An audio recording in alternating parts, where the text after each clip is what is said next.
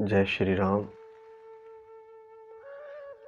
इस समय हमें मानव जीवन का सर्वोत्कृष्ट फल सत्संग प्राप्त हो रहा है। जैसे ही हमने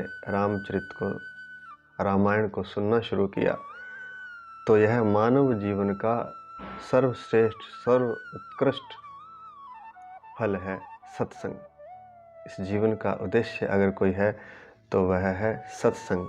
इस जीवन रूपी पेड़ का कोई अगर फल है तो वह है सत्संग, जो अभी हमें प्राप्त होना शुरू हो गया है। जैसे ही हमने सत्संग शुरू किया सुनने के साथ ही हम उस फल को प्राप्त हो गए हैं, जो मानव जीवन का सर्वोत्कृष्ट फल है। महर्षि आदि कवि वाल्मीकि के स्वरूप हैं, अवतार हैं। रामचरितमानस के रचिता तुलसीदास जी को भक्तमाल ग्रंथ में नाभादास जी ने भक्तमाल सुमेरु कहा है। अर्थात अगर कोई भक्तों की माला बनाई जाए और उसमें जो माला में सुमेरु होता है, जो श्रेष्ठ मन का होता है, वह तुलसीदास जी हैं। क्यों है? जैसे जैसे हम इस ग्रंथ का अध्ययन करेंगे हमें पता चलेगा कि यह ग्रंथ कलिमल जीवों को पावन बनाने के लिए तुलसीदास जी ने लिखा, और यह ग्रंथ अत्यंत मंगलमय, मंगल देने वाला, सर्वसार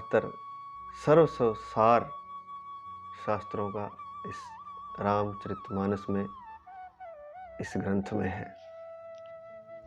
इस दिव्य ग्रंथ के, मंगलमय ग्रंथ के, जो कि सर्वशास्त्र सम्मत है और सर्वस्वरूपा श्री रामचरितमानस के माध्यम से हमें कालाक्षेप करने का सौभाग्य प्राप्त हो रहा है। एक तो मानव जीवन का सर्वोत्कृष्ट फल प्राप्त हो रहा है, दूसरा कालाक्षेप।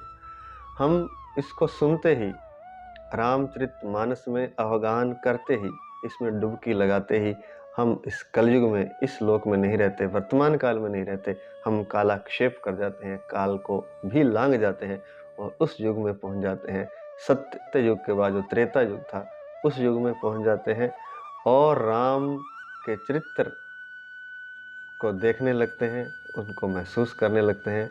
तो एक तरह से हमारा कालाक्षेप हो जाता है।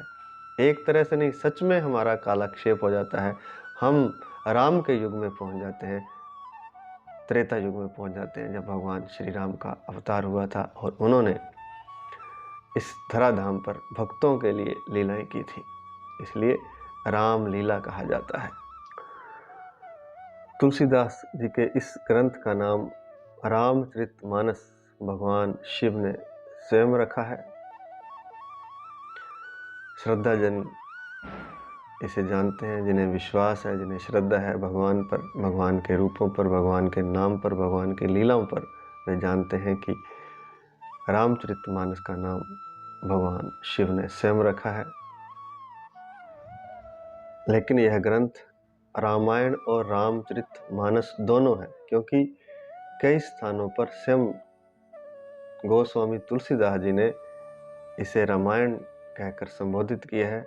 यहाँ तक कि जो रामचरितमानस शुरू करने के समय जो मंगलाचरण है, उस मंगलाचरण का 7वां श्लोक इसे पुष्ट करता है। नाना पुराण निगमागम सम्मतम यद रामायणे निगदितम क्वचिद अन्यतोपि। इसलिए कह सकते हैं कि यह आदि, मध्य और अंत में दोनों है, रामचरितमानस भी और रामायण भी। नाम का भी कोई विशेष भेद नहीं है। रामायण का मतलब होता है राम जी का अयन, राम जी का घर, जिसमें राम जी निवास करते हैं, तो वह रामायण। और रामचरितमानस का अर्थ होता है राम रूपी चरित्र, राम के चरित्र का सागर या मन अर्थात मानस। तो रामचरितमानस, जिसमें डुबकी लगाने से राम का चरित्र मिलता है, या राम के चरित्र जैसा व्यक्ति हो जाता है, या राम रूप ही हो जाता है, या उसका जो मनस है, उसका जो मानस है, उसका जो मन है, वह राम रूप हो जाता है। रामचरित मानस, उसका मानस राम रूप ही बन जाता है।